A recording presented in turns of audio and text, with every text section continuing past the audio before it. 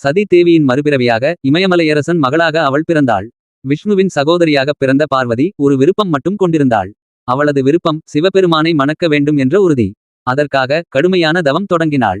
ஆயிரக்கணக்கான ஆண்டுகள் வெயிலிலும் பனியிலும் தவம் செய்தாள். உணவு இல்லாமல் தண்ணீர் கூட இல்லாமல் தவம் தொடர்ந்தாள். அவளது அசைக்க முடியாத உறுதியை தேவர்களும் வியந்தனர். சிவபெருமானும் அவளை சோதித்து பார்த்தார். ஆனால் அவள் மனமும் பக்தியும் அசையவில்லை. இறுதியில் சிவபெருமான் அவளது தவத்தையும் பக்தியையும் ஏற்றார். அவளது தவத்தின் பலனாக சிவபெருமானை மணந்தாள். அதன் பின்பு அவள் பிரம்மசாரிணி தவத்தின் உருவம் என அழைக்கப்பட்டாள். அவளை வழிபட்டால் பொறுமை, நம்பிக்கை, ஆன்மீக சக்தி அதிகரிக்கும். அவளது அருள் சக்தி உலகமெங்கும் பரவியது. நவராத்திரியின் 2ஆம் நாளில் வழிபடப்படும் தவத்தின் வடிவம் பிரம்மசாரிணி தேவி. முழு 9 தேவிகளின் கதையையும் காண எங்கள் முழு வீடியோவை டிஸ்கிரிப்ஷன் இல் பாருங்க.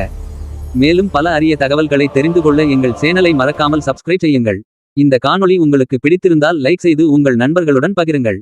அடுத்த காணொளியில் மீண்டும் சந்திப்போம். நன்றி. ஓம் சக்தி.